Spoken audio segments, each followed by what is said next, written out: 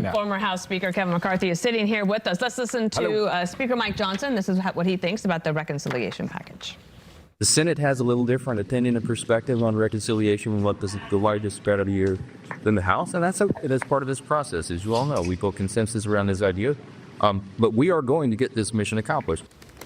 Reconciliation, it's one of those Washington words that basically you can get into the weeds really quickly. For mom and dad at home, what do they need to know? Important? If you want to pass anything in the Senate, you normally need 60 votes. But when you have one party control the House and the Senate, you can do reconciliation with 50 votes. This is how Democrats did Obamacare. This is how we did the tax bill. But it only lasts for 10 years. So why it's so important, though, in the Senate, they have something called the Byrd Rule. So you can't write the bill just as you want, you've got to pass the parliamentarian. So why the Senate has a different belief than the House? For the first time in modern history, the majority in the Senate is larger than the House.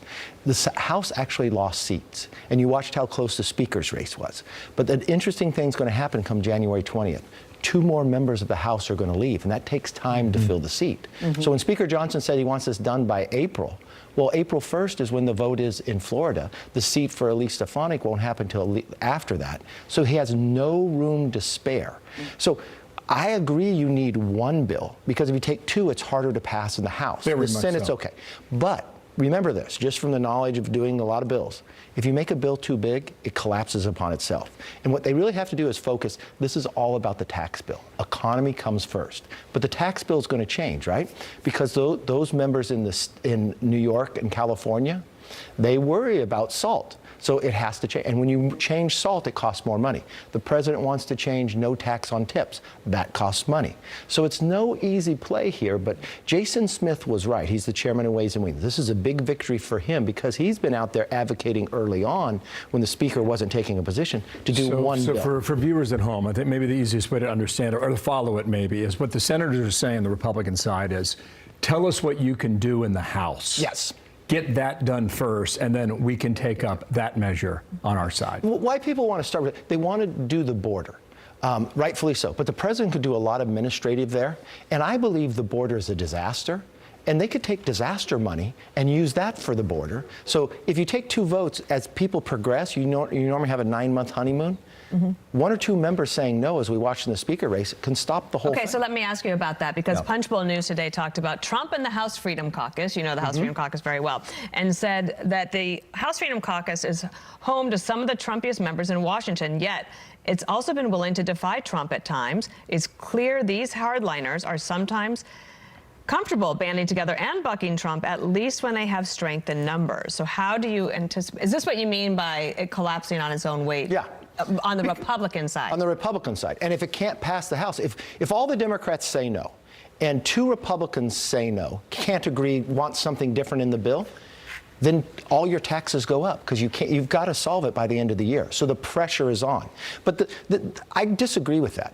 The House Freedom Caucus is not the most Trumpian place. The people that went against Trump the strongest are in the House Freedom Caucus. You know, they didn't support Trump. They campaigned against Trump. They campaigned to the very end against Trump. The Ralph Norman who voted against, he was Nikki Haley all the way. Never to Chip Roy, he was against Trump all the time. So the real Trump support is in the caucus. Interesting. So when House Freedom Caucus says they're conservative, they're not conservative. They just don't want to vote for anything. And by not voting for anything, raises your taxes. Let me motor through this. I think you're going to hear a lot about this later in the morning into the afternoon, about what Joe Biden's doing the final days that he has as president. Here we go. Truth Social, Trump says Biden's doing everything possible to make the transition as difficult as possible, from lawfare such as never seen before to costly and ridiculous executive orders on the Green New scam and other money-wasting hoaxes. Fear not, these orders will be terminated shortly, and we will become a nation of common sense and strength. MAGA.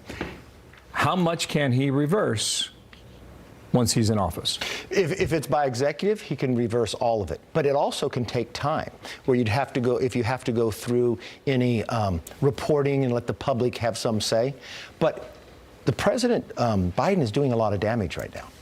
You watch what he just did when it came to our energy policy. We're in a competition for the world to whoever could capture AI and quantum. Whoever does that will lead the next century. You can't capture AI unless you have the energy. We have to expand our grid. And God has blessed America, but we need all the above. We need all the energy to be able to go forward. He's walling this off, giving an advantage to China. You watch time and again. It's almost like he wants to punish America because he got pushed off the ballot. It's not a Democrat thing. It's a punishment to America because he's upset with how the Bidens were treated. And this is one thing I will say. Look, I never agreed with Kamala Harris on pretty much anything, but I want to give her kudos for how she handled yesterday. For anybody on any side, that was probably a tough day. Tough moment. But she was professional, and she did something that was difficult, and I give her credit for that. Yeah, indeed. All right, great to see you. Happy New Year. Great to see all of you. Good to have you. I'm back soon. Thank you, Kevin.